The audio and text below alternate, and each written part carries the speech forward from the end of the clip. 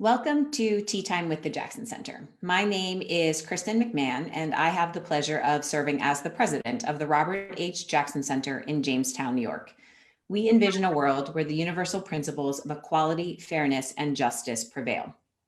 2021 is an important recognition year for Justice Jackson, international humanitarian law, and the Jackson Center itself. And during the course of this year, we are celebrating the 80th anniversary of Justice Jackson's appointment to the US Supreme Court, the completion of the 75th anniversary of the Nuremberg trials and the birth of international humanitarian law, and the 20th anniversary of the Robert H. Jackson Center itself. And all of those milestones and our planning to commemorate or celebrate them had us looking to the past to see how far we, the law, and the world have come. But obviously we couldn't stay in the past. So it also sparked conversations on where are we trying to head and how do we get there? And that's part of how we got to the 2021 programming theme, the work left to do.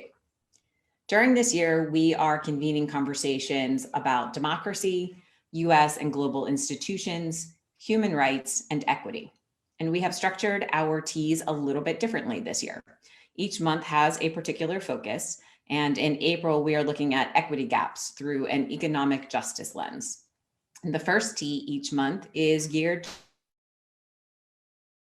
to provide you with an understanding of the work to do to achieve equity. And the second tea each month is geared to showcase those actively doing this work. And this month in April, we have a bonus tea. So our third tea is focused on an organization addressing these equity gaps from a different angle than our earlier conversation. We hope that each of these programs inspires you to have conversations with your family, friends, your colleagues, and networks, and to seek out ways to make changes in your own communities. And I also want to thank Humanities New York for the grant supporting our programming in the month of April. So for our third conversation in April, I am excited to welcome Sarah Ludwig, the founder and co-director of New Economy Project, whose mission is to build an economy that works for all based on cooperation, equity, social and racial justice, and ecological sustainability. Sarah, thank you so much for joining me for tea today. Thank you, Kristan. So I start each of our teas with a very just sort of foundational question. And so I will start this one the same way. And what is your definition of economic justice? So that's a big question. What is economic justice? And I think that the conventional definition and what people often think of when they think of economic justice is thinking about equality of opportunity. And, we would say at New Economy Project, and I personally would say that absolutely we should have equality of opportunity. But for us, it's more than just making sure that everybody has a great shake, a good shake, an equal shake. And that, as we've seen with the pandemic, which has laid bare such profound economic and racial economic inequities, and really exacerbated them in lots of ways, that it's really not just about equality of opportunity, it's also about equality of results and equality of provisions, so that everyone in our definition of economic justice should not only have access, but also the provision of basic social goods, decent housing, health and healthcare, education, work, food, a healthy environment and climate. So we'll be talking about this more as we continue with your tea time today, and we can dig more into what we mean about an equitable economy and an economic justice. But I think that it's really important as we're thinking about this definition of economic justice to really situate ourselves in, this country and thinking about the just egregious existing inequalities when it comes to the provision of all those things I just listed. And that, these are historical and they're also very present, and they're very inextricably linked to race. And so when we think about economic justice, we also think about racial justice as really part and parcel. So looking forward to talking to you more about this. Perfect. Well, and one of the reasons I was so excited to talk to you, and I said this as we were preparing for this, is because each of our months have had a different theme, This is actually a really good conversation that sort of flows through the first 4 months of this year. And we've also had a lot of conversations about how, although we at the Jackson Center have somewhat arbitrarily broken these up into specific themes for each month, they're all intersectional justice issues that we're talking about. And so this conversation with you really so far hits on every theme that we've had so far this year. So I'm excited about that. Tell us a little bit about the New Economy Project as well, because I think that for most of us, and especially those of us not in New York City, we're probably not that familiar with what your organization does and when you were founded. So what needs were you seeing in the community at the time as one of the founder of this organization? Talk to us a little bit about that. Sure, no, thank you. So New Economy Project was founded in 1995. So we're in our 26th year already.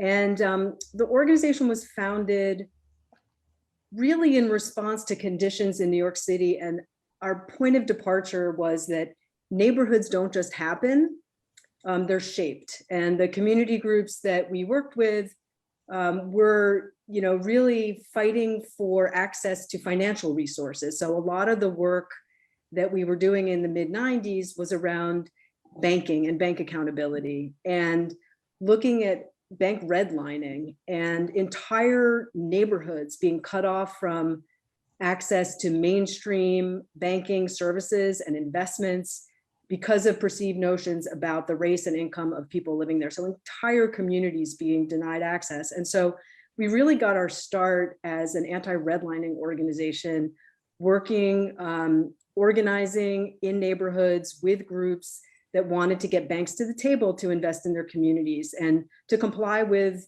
state and federal laws that actually require banks to serve all communities equitably within the bounds of safe and sound banking principles. So the idea is it's not charitable lending, it's not philanthropy, this is about good business. And a lot of the groups that we were working with were really experiencing disinvestment as something particular to their neighborhood. And as we worked with more and more groups around the city, it became very clear that they had more in common than they might realize across neighborhood, that what was happening in their neighborhoods were really manifestations of systemic issues that were happening not just in New York City, but all across our state and all across our country. And so we started bringing groups together to work in coalition. And that's been kind of the core of our work, has been bringing groups together to decide sort of common purpose to bring about change. Well, and spending some time researching the organization and your work, some of the things I found most evocative are the maps, some of the report maps that you have on your website showcasing where bank branches are located and where they are not in various cities, to really drives home that how broad the swath can be sometimes of where there is not a traditional bank, and in other areas where there's one, it seems almost every block kind of layout of the bank branches. So that was really, from a picture understanding viewpoint, very powerful for me. Yeah, and I really hope that people get a chance to look at our website, which is neweconomynyc.org, to check out these maps that you're talking about, Kristan, because what you're going to see is that there is a glaring connection between the racial composition of neighborhoods and bank redlining. That there are fewer than one branch for every 10,000 people in neighborhoods that are predominantly Black or brown communities and immigrant neighborhoods. It is so blatant. And it's a pattern that we saw also with subprime and predatory mortgage lending. The very neighborhoods that are cut off from banks, where the bank branches aren't, are the neighborhoods that were flooded with the most destabilizing, extractive loans that really led to just massive loss of equity and wealth and homes, and devastated so many families and so many neighborhoods leading up to the actual global economic meltdown. So these issues that we work on affect people, they affect families, they affect a city block or a rural area, but they also have larger implications for our entire economy and our society. So we're very aware of that at the organization as we're working on very particular issues as they affect people. We try to really help people understand the context in which these are happening. And the maps have been very, very useful to tell a story that people live. They know this story, they live in the neighborhood. So they know there are no bank branches to be found for 50 blocks, and they know that there are old hulking buildings that used to be bank branches, and they feel that disinvestment very palpably. So, the maps are a way to kind of paint the picture and help people understand that these are systemic issues. One of the conversation threads that has woven its way through many of our conversations today is this concept of justice and who gets to define what justice is. For most of our conversations, I would say that the common answer tends to be justice can no longer be a top-down determination of someone who is external from the situation, saying this is what justice looks like to me.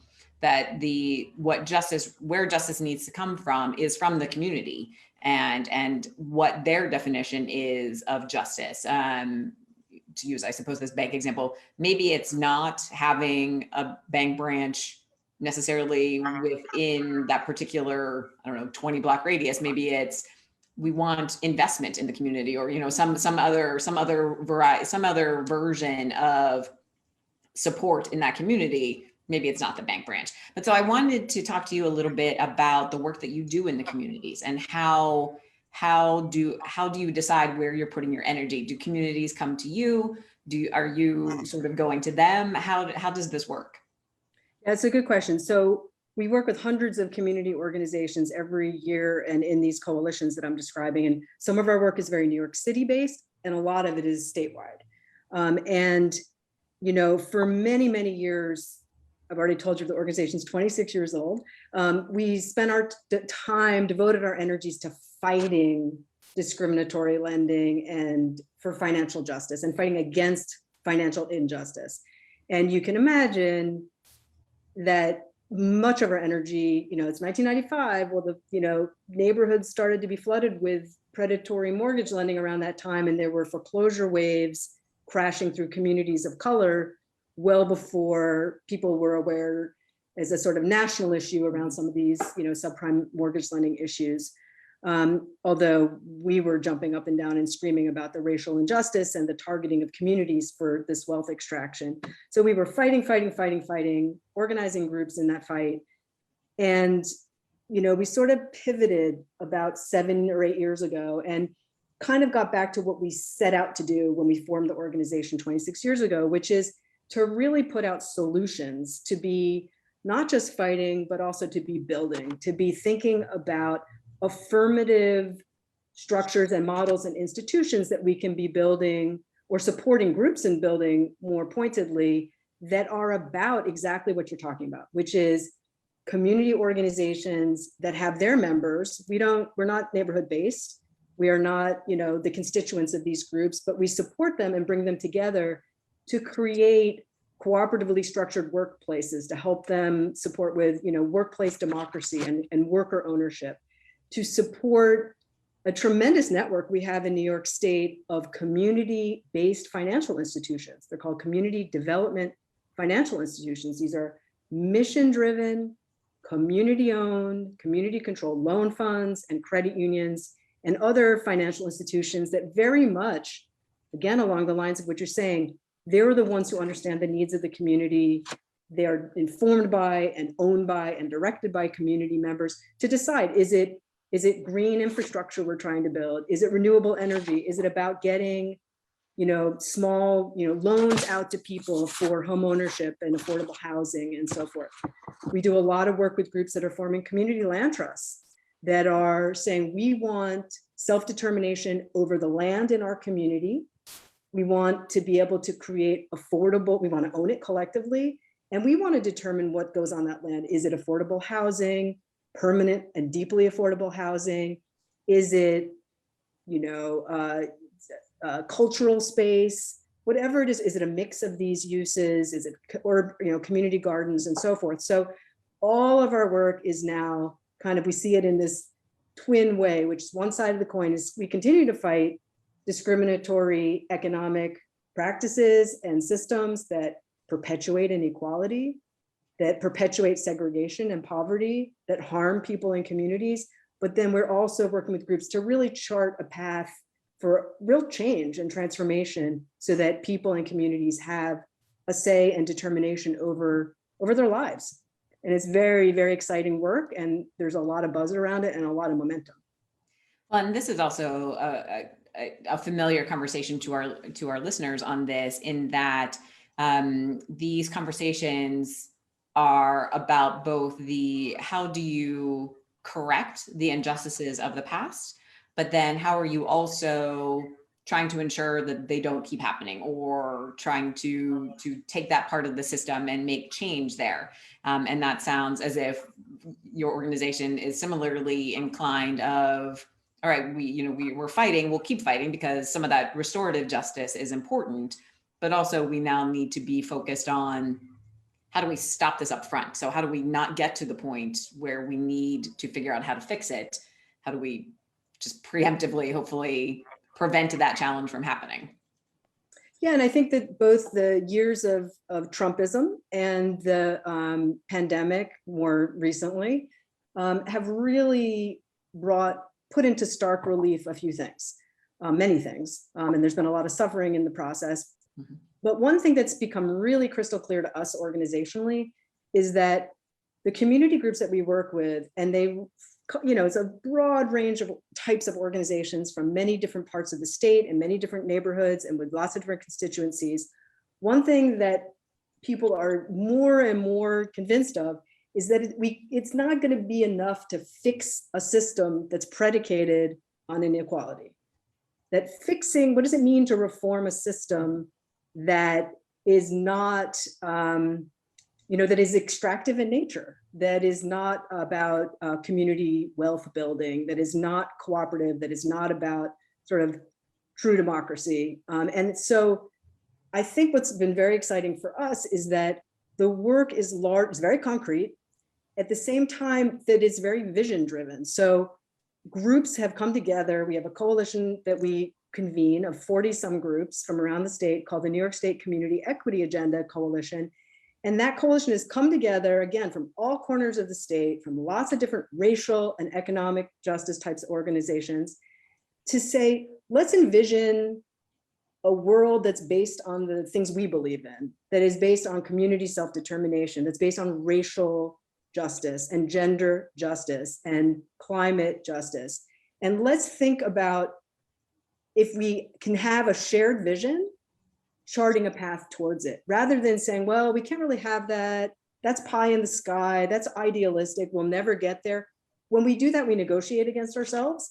And so what this coalition has done is said, well, what is it that New York can do right now and must do right now to address racial wealth inequality, to address the threat of, not just the threat, the actuality of climate degradation and climate change as it's affecting the most marginalized New Yorkers over and again, as we've seen with the pandemic, with climate issues. And so it's really exciting because there are very concrete things we can do, and people are not saying, oh, this is too idealistic, that there's actually, we're defining what's possible and making it happen. And that's, we would really encourage people to find out more about this equity agenda, because it's got a concrete set of actions that New York can be taken against a backdrop of really bold vision and change. And it's something that community organizations, social justice organizations, and individual New Yorkers are really clamoring for.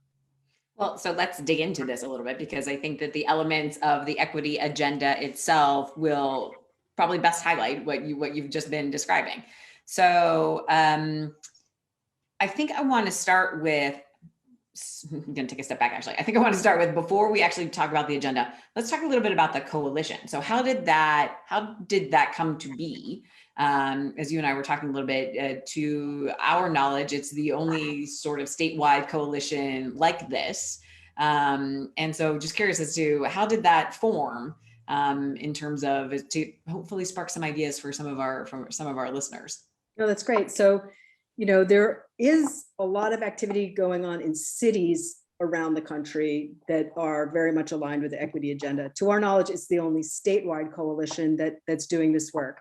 But it comes out of really just more than a decade of work in Albany, in our legislature, fighting efforts to change our laws and basically deregulate financial services.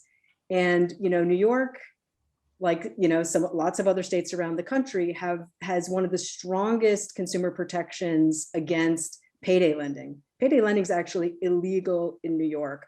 This is an extremely predatory type of small dollar, short-term lending that is by definition a debt trap, because it's basically geared to people who don't have enough money to get by.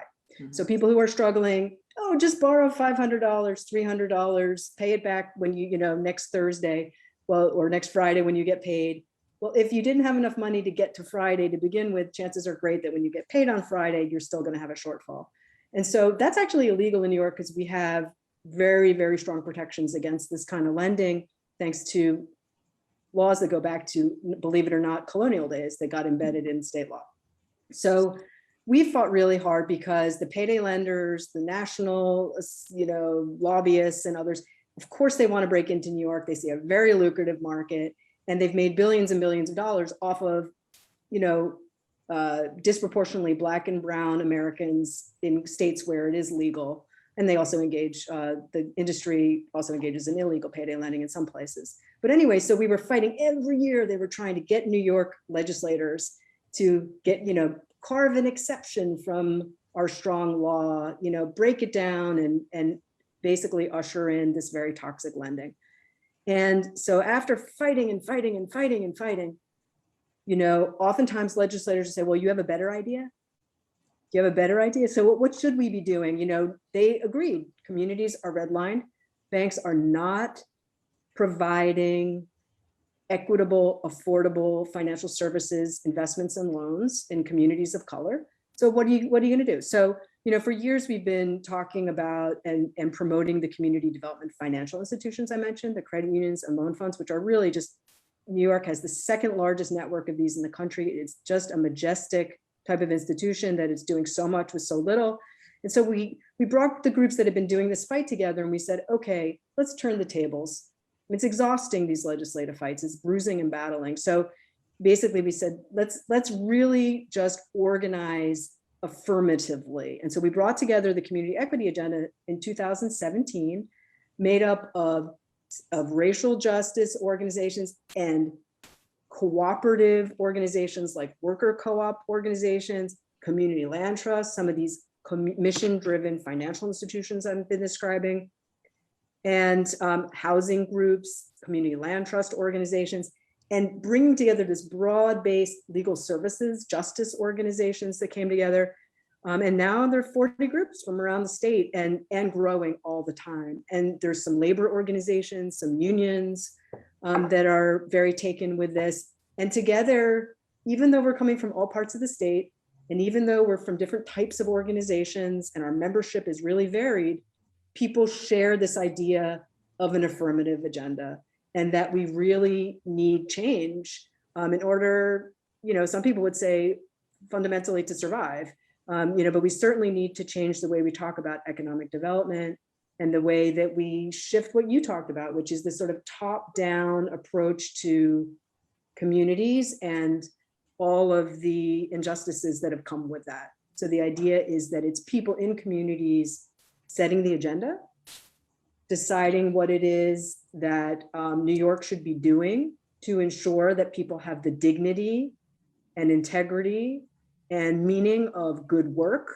of good housing, of good infrastructure, and it goes down the list. So it's a very exciting agenda, and now that we've been doing it for a few years, it's really gotten strong and clear. And I can tell you a little bit about some of the planks that we're working on. Absolutely. I think as you and I were talking in our prep too, some of this really involves thinking about things very differently than we have been traditionally or historically brought up to think about how communities function, how the economy functions, how financial institutions function, sort of writ large, how life works in communities. So yeah, let's definitely talk about the elements of the equity agenda. One of the first platforms, if I'm remembering correctly, is about the community development financial institutions. And you've explained a little bit about what those are. why is it important for the state to be involved in supporting those and financing those? So just would love to hear your thoughts on that. So as I was saying, New York is home to the second largest network of community development financial institutions in the country. These are loan funds and credit unions and other micro enterprise funds and others. And New York in 2007 created a state CDFI fund.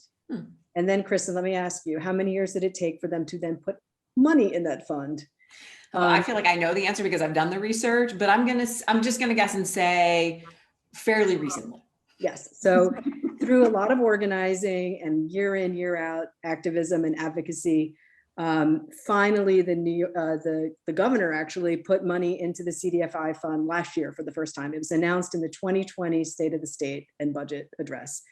But that came through lots of hard work. And the fact is, these are tend to be very small-ish institutions that, as I said before, do a lot with a little. And there is a federal CDFI fund and that was started in the early 1990s. And we have seen through that experience that every dollar invested in CDFIs gets leverage, gets translated 12 times over. It allows these institutions to build their capital so they can lend out more to communities. And if we care about making sure that money flows equitably to neighborhoods, these are institutions that are in communities, that understand the needs of people and businesses in their communities and can serve them very well. So it's very just smart public policy for New York to be investing in institutions that can really get the funding out, get the support out to local small businesses, to micro enterprises. We have seen, I'll give you an example, in Rochester, the Genesee Cooperative Federal Credit Union made more mortgages in the city of Rochester than JP Morgan Chase. That's an example. In a year that they've researched, there are really the PPP program, whatever else we want to say about the strengths and failures of the PPP program. We know that there's been a lot of racial injustice built into that program and certainly in the outcomes of it. But the community development financial institutions have gotten hundreds of millions of dollars out through the PPP when some of the large banks, seem to be having real trouble getting the money out to businesses, particularly owned by Black and Brown New Yorkers and others. So, and immigrant New Yorkers. So, they do this tremendous work and they have this tremendous momentum, and the community equity agenda is calling for real investment by our state in these institutions as a matter of anti-redlining. Some of them have teller, they provide financial direct services through branches to make sure that there is loans that get out there. And it's just, it's been a long time effort. And I think we're starting to get some traction and some understanding of these institutions here in New York. That's great. And then I think this might be a related understanding, but this was actually a new concept for me as well, is the public banking side of this as well. And so do the CDFIs and the public banks, are they addressing some of the same equity gaps? And is there, I guess, maybe start with the fundamental question of what's the difference between a public bank and a CDFI? Yeah, no, that's good. And I'm so excited about public banking. I'm going to have to try to sit still in my seat because I'm so excited about it. We encourage enthusiasm, so please. Yes, and I hope that all of you who are watching this if you aren't already excited about public banking, will be by the time we're done this segment. But so here's an example of things we never think about. Where does our public money go when when a city collects its taxes, and a city like New York has an annual operating budget of $93 billion. Okay, so that is like the gross domestic product, of many, many countries. It is a massive budget, and cities around our state, maybe they're not as big as New York City, but they're taking in lots and lots of money for their operating budgets, and the state does it as well. And where does that money go? Well, by law in New York, all public money must be deposited in commercial banks. Now, the credit unions aren't so thrilled about that. But it must go in commercial banks. Well, what are these banks? Many of these banks, and I'll use the New York City example, are the world's largest banks. And these are the same banks that have historically and redlined and continue to redline communities of color. These are banks that fuel climate change. These are banks that have invested in private prisons, including immigrant detention centers. These are banks that are were very much behind a lot of the foreclosure crisis that we lived through last decade, getting on towards quite a while ago, but it's still being felt throughout the state. And so, you know, why is it that our public money is going into Wall Street banks that are not only failing to serve many New York communities, but are also actively harming some communities and the planet? So that's a sort of simplified way of saying that we need accountability. And imagine if we created institutions called public banks that are chartered in our cities and towns and counties to serve the public good, to actually invest in this kind of community-led, community-defined economic development we're talking about. So the money comes in, the city, the county, the town owns the bank, and it has a special purpose charter. So we're working through this equity agenda to get a state law passed in New York, and it's gotten a lot of traction, and we're really hopeful this session it's going to pass, that would create a regulatory framework for jurisdictions around the state, local jurisdictions, to create these banks. And so we're pushing for the first municipal bank in the country in New York City. And I know there's a very active coalition in Rochester, Long Island, and Buffalo have been doing public banking work. And so, you know, just for people who are saying, well, this sounds, you know, what about this? Why, you know, the fact is that many countries around the globe have a long history of public banking. So this is not something new. And it's something that there's been a lot of research about, you know, public banking in other countries. And, you know, I just read a report about how in countries that have public banks, to add another dimension to this, they have been able to deal with the economic devastation of the pandemic much better than countries that don't. That there's a tremendous resiliency built in because they have a social justice purpose with the public's money. They're able to just get right out there and deal with, you know, economic crises like we've had through just the incredible loss of jobs and impact on businesses of the pandemic. So this equity agenda, again, it's groups from all over the state doing lots of different kinds of work.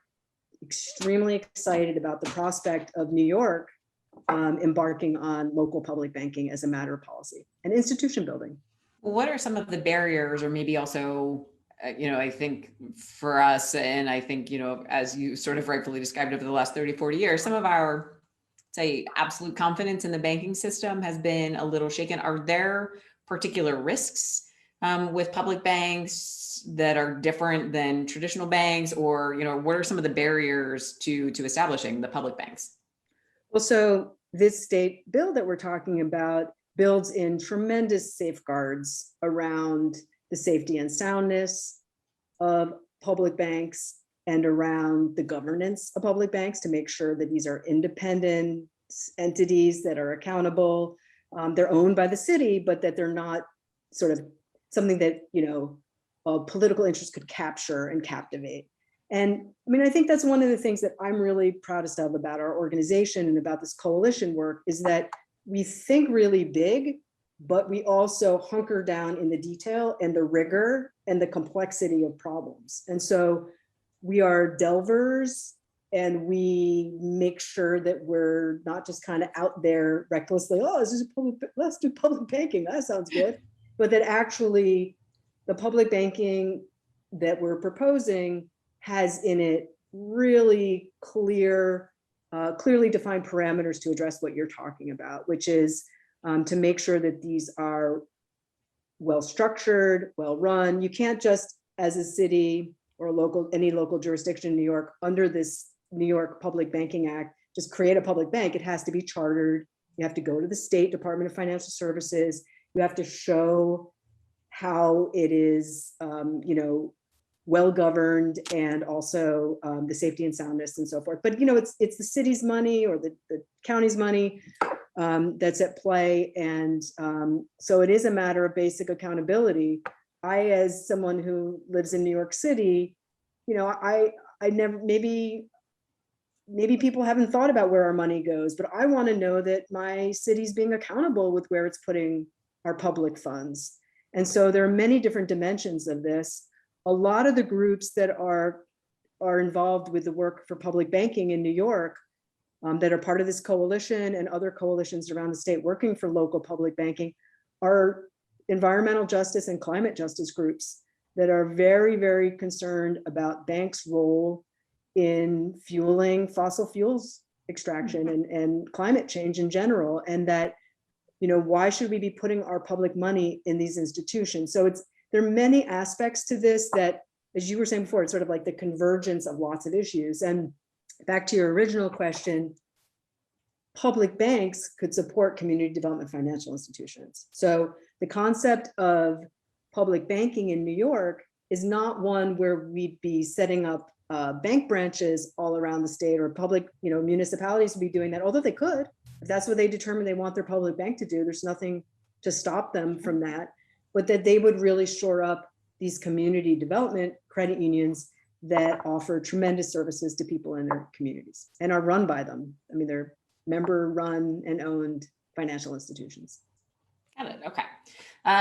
So one of, and sorry, we just got an audience question that I think I'm going to ask here, since we are on this topic. So how do the banks react to communities trying to gain economic equality, and how do the banks support this kind of new economy? Thank you for that question. So I'll say a few things. Banks are not one monolith. There are lots of different kinds of banks.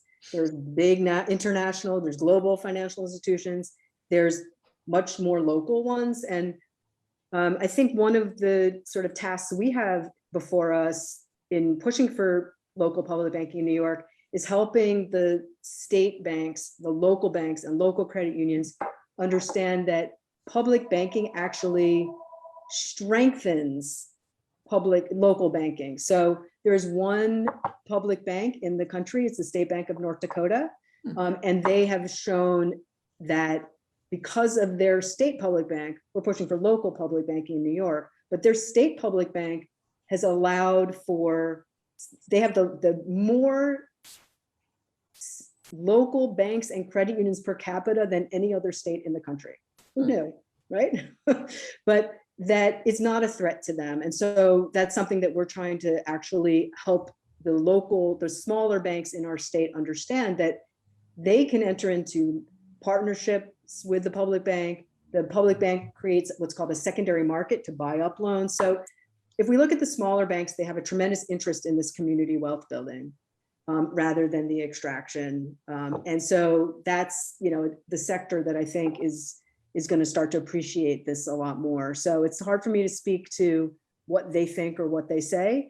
I have to say that a lot of mainstream banks, for example, are not interested in supporting worker-owned businesses. I spoke earlier about how the workplace democracy and worker ownership is a very important part of the equity agenda. And banks kind of short circuit when a worker co-op comes to them for a loan, because they say, wait, who's the owner? And the answer is, we all are. All the work. The collectiveness throws them off. Collectively, right. So that, your question about a new economy and how banks respond, I think, the structures that they have in place and the assumptions they make and the criteria that they have don't match these structures. And so that's one reason that the community development financial institutions are so key, is that they are very tuned into, by and large, very tuned into really community-owned models, community ownership models around work, land, food, housing, et cetera. We were starting to talk a little bit about the New York State worker owner centers and the worker cooperatives. And so I want to, since that's one of the main platforms for the equity agenda, I want to talk a little bit about those specifically. I'm guessing that it is more than just as it relates to their support by the financial institution. So what does that particular plank of the equity agenda cover? So there are a lot of members of the equity agenda that are worker cooperatives, worker-owned businesses that are cooperatively owned and structured, that make sure that people have a say in their workplace, and also tend to have much higher wages, and certainly the integrity and dignity and humanity of the workplace. Sometimes it's, oftentimes these are in sectors where there has been tremendous exploitation of workers as well. So there are many members of the coalition that are also umbrella organizations of worker co-ops or support organizations of worker co-ops. And they have been very much driving this part of the platform, just like the community development financial institutions are driving, that part of the platform. And they have been pushing for a couple of things, and they're doing some really interesting statewide surveying of worker co-ops and worker co-op organizations to figure out sort of what going forward are the biggest priorities. But one thing that they've looked at is, this is especially relevant during the pandemic, but it predates the pandemic, is looking at businesses where owners are retiring or getting out, want to sell their business or would otherwise shutter or shut down their business, and where there'd be job loss as a result, where the workers, because the person's retiring, maybe it's a manufacturing enterprise or something else, that we should, as a public policy, have in place a process in which workers can purchase or get the business, from the retiree, the person retiring, and then save the business, save the workplace, save the jobs, and then convert the business into a worker co-op. And so that's been very exciting. And there's a lot of research around that, and so forth. There's also been some talk and some work of the equity agenda around the recent legalization of cannabis in New York.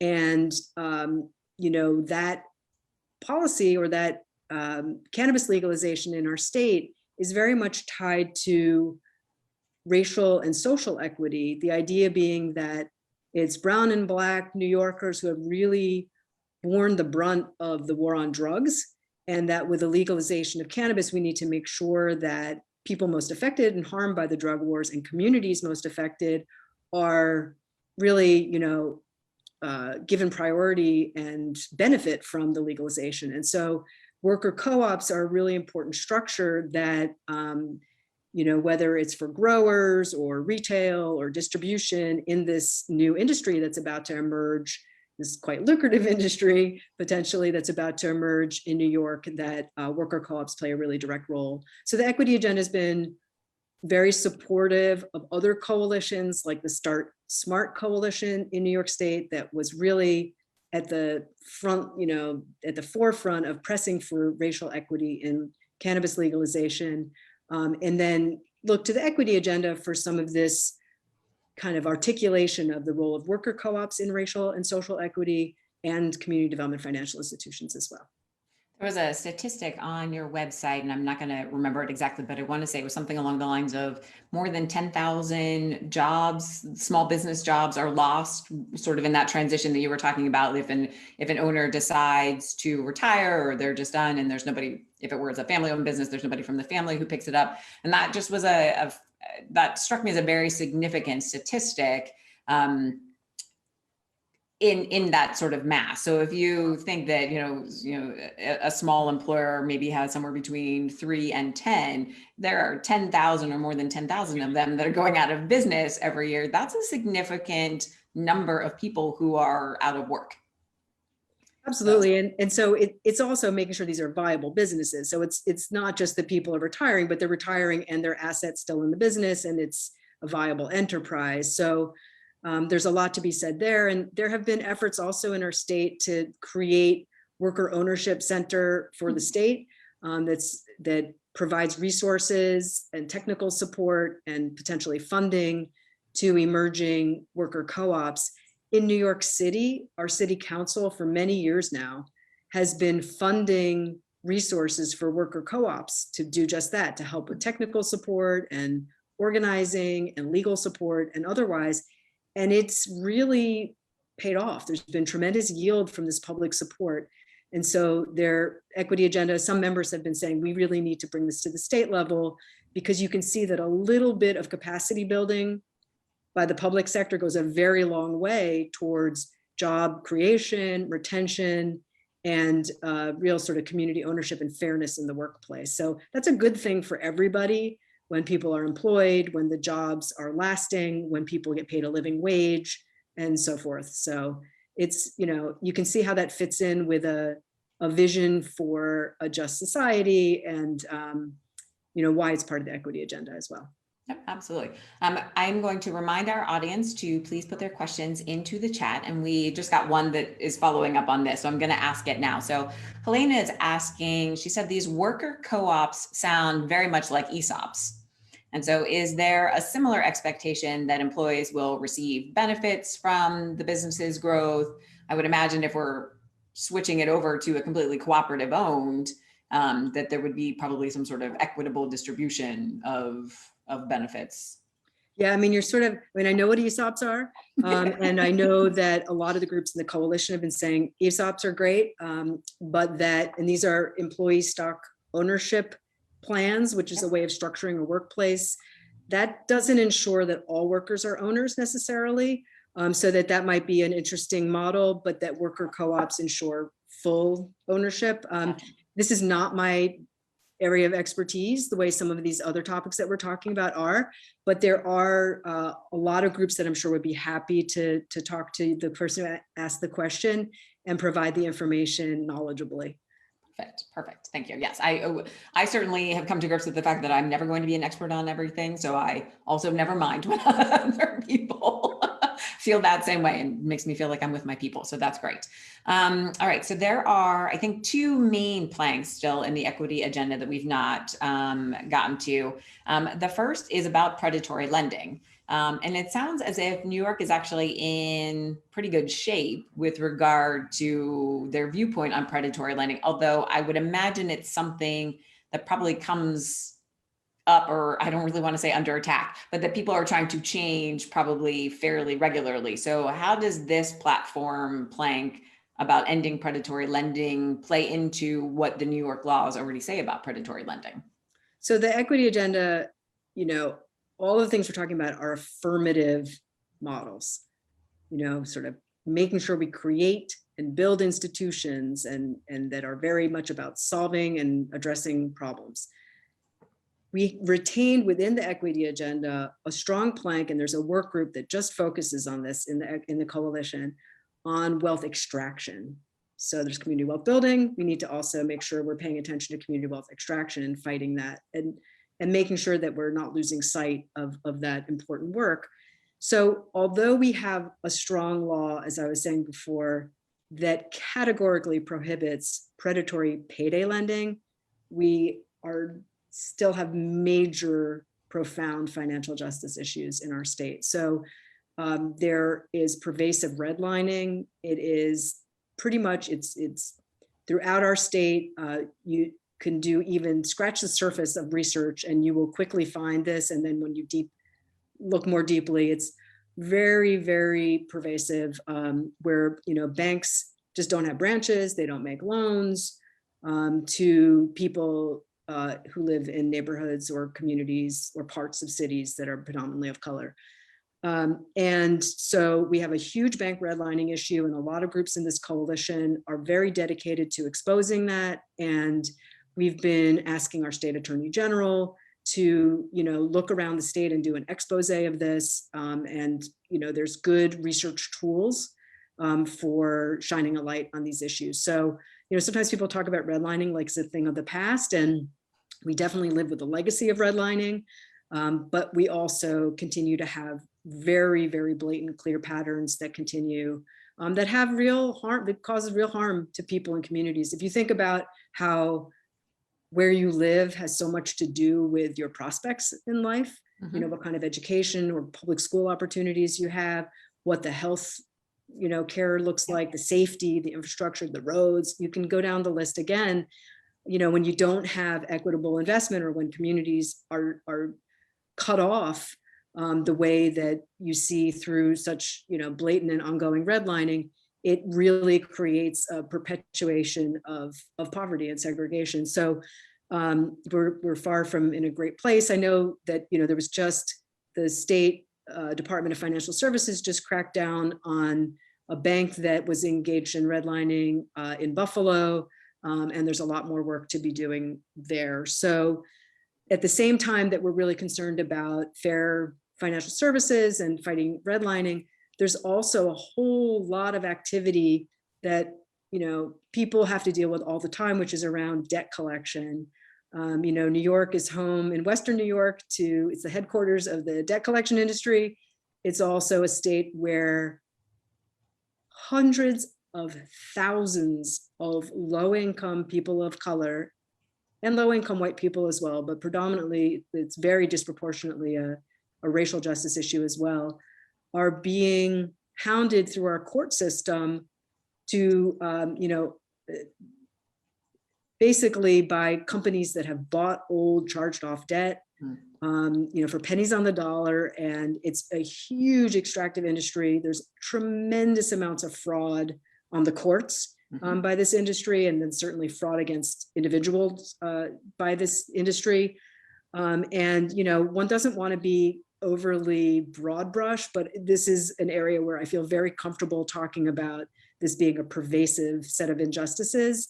So New Yorkers are dealing with that. There are efforts to allow online payday lending in our state. So we have to deal with that. And the list goes on. So there are many groups that are dealing in their communities with people and families that have been trying to deal with all sorts of lending issues, unfairness in lending and so forth, and exploitative loan products and financial issues. This coalition is also looking at how this plays out in neighborhoods. So, we have our work cut out for us, unfortunately. Got it. And I recognize my rookie mistake that in my head, I was only focused on the payday lending portion of it, not all lending. So thank you for that full explanation. Oh, no, it's a great thing. The last number I saw, New Yorkers save $790 million in a year in fees that would otherwise go to payday lenders, doing some interesting modeling by the Center for Responsible Lending, which I happen to be on the board of. But even if I weren't, I would be saying, it's a tremendous organization that looks at these issues nationally, and also they do tremendous work around financial justice and community wealth building. So they did this research, and it's no little thing that you were fastening on the payday lending, because there are about 18 states in the country that ban it. So we know that we're all better off for it, because where it is permitted, it's really a scourge. Gotcha. All right. And then I believe the final plank, and I am mindful of the time, is housing as a human right. And so I'm curious as to what are the proposals around that plank. And you mentioned the community land trust earlier as well. So I think that might factor in here too. Yeah. So the plank for the Equity Agenda Coalition really draws from community land trusts and affordable housing groups and others that really are looking to kind of policies that reflect the idea that housing is a human right. And that there's a very concrete bill that's in the state legislature called the Tenant Opportunity to Purchase Act, or TOPA. And it's a bill that would allow for tenants to collectively purchase their buildings and operate them cooperatively in their shared interests. So it would kind of give tenants a first right to, or first dibs on buildings that are being sold, and would really bolster housing, particularly in neighborhoods that we see also throughout our state, where people are not able to afford housing, where they're being pushed out, where there's gentrification and displacement as a result. So it's a very important plank, and I'm glad you raised it. So thank you, Kristan. Of course, of course. All right, before we get to the lightning round, there's just one question, because since for a lot of us, these are new thoughts and new ideas. what do you wish people were paying more attention to with regard to this? So, for those of us who are, regardless of whether we're new to this conversation or not, what is on your radar that you think, oh gosh, this has the possibility of either being really great or really terrible, and nobody really seems to be focused on that quite yet?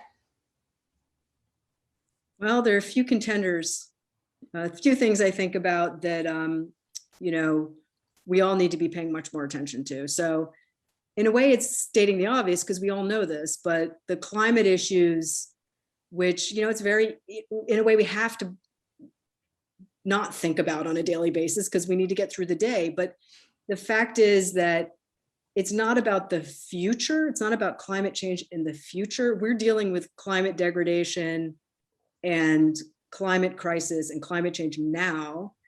And I think, you can deny all of this if you want, but there's scientific reality, and it's frontline communities that are already bearing the brunt of this as well. And so this is an example of a real fusion of climate justice, human rights, and racial justice issues and economic justice issues all coming together. So if we can be thinking about this squarely and the reality that we're living in, and we can be thinking, well, how do we solve this in a way that's smart, that addresses all these things? Because we can, and there are ideas out there. How do we build institutions that fundamentally address these ecological issues and that also allow for, community self-determination, and that they're not about extraction? So, the things we don't think about are sort of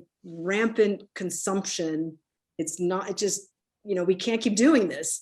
And it's very easy also to put that aside and kind of say, well, we need to make sure everyone has fair buying power and has the fairness in the market, in the marketplace. It sort of, raises a lot of issues and a lot of contradictions in the way we live.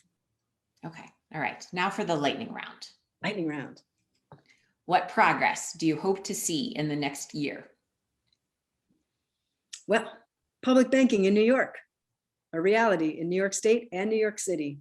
Support for community land trusts and social housing, same thing. Both of them are achievable. We are on the precipice of both and really hoping to make it happen. And that's the progress we want to see. Okay. What gives you hope that progress will be made? What gives me hope is that given all the difficult times that we're living through, and in the racial violence, the police killings of, the pandemic, certainly, it's just, I think there's a real sense that we need bold ideas, and that we need to make them happen, and we need them now, and that we need meaningful change. We need a different way of doing things that really works for everybody, rather than just a few. Okay. Who else is doing good work to make progress in this area? So lots and lots of people are doing good work. And I will encourage them to check out all of the members of the Equity Agenda Coalition. Yes. So, in New York City, in New York State, there are, very local efforts like the Bronx Community Development Initiative, which is pulling many of these strands together. Housing Justice for All Coalition has had some tremendous wins for tenants and is doing a lot of really important work around the pandemic and anti-eviction work.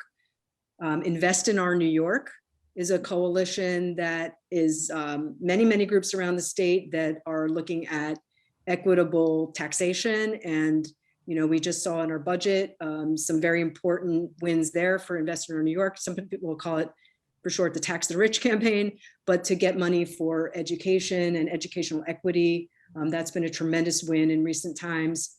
Cooperation Jackson in Mississippi is not a group necessarily, but it's an initiative, and it's very much aligned with the work that we are trying to do in New York. The list goes on. Do I have time for more, Kristin? No, I think that's good. Okay. And then the last thing, because we like to leave our audience with additional ways that they can educate themselves. So what would you suggest for us for things that we should be reading or listening to, or who's writing about this? Like, who are some of the good thinkers working on these topics? Well, I have to thank you for elevating these issues. So a good place is here, the Robert H. Jackson Center. Thank you. Thank you for that shameless plug. I appreciate that. It wasn't shameless by me. It was appreciated. But you know, the Cooperation Jackson group that I was just mentioning, there's a book. It's a few years old that people might want to read. It's got a lot of different good chapters, and it's called Jackson Rising: The Struggle for Economic Democracy and Black Self-Determination in Jackson, Mississippi. I think that's a good place to start. It's excellent about organizing. There's a book called by Gar Aperovitz called What Then Must We Do? It's got a good overview of some of these new economy concepts that we've been talking about. You know, it's a good primer on that. And our website, please go to neweconomynyc.org and you can learn a lot about these coalitions, and we have a lot of documentation, and you know, hope people will get directly in touch as well. Absolutely. Yeah. Your fact sheets and the reports and the research on your website are very valuable. That was a lot of my research focused on that. And then I sort of branched out from there. So they're valuable resources, and I appreciate that you have those up. I would like to thank everyone for joining us for tea today. Upcoming program notes, so you can mark your calendars. In May, we will be looking at the equity gaps as they relate to the LGBTQIA friends among us. And so on Thursday, May 11th at 3 p.m., our normal tea time, I will be joined by Rodrigo Hang Leitonen, who is the Executive Director of the National Center for Transgender Equality, Chris Cormier-Maggiano, who is the President and founder of Cormier and Company and a political advisor of the Q Trust, and Sharon McGowan, the Chief Strategy Officer and Legal Director of Lambda Legal, for our first tea to lay out what are the equity gaps and where are we trying to go.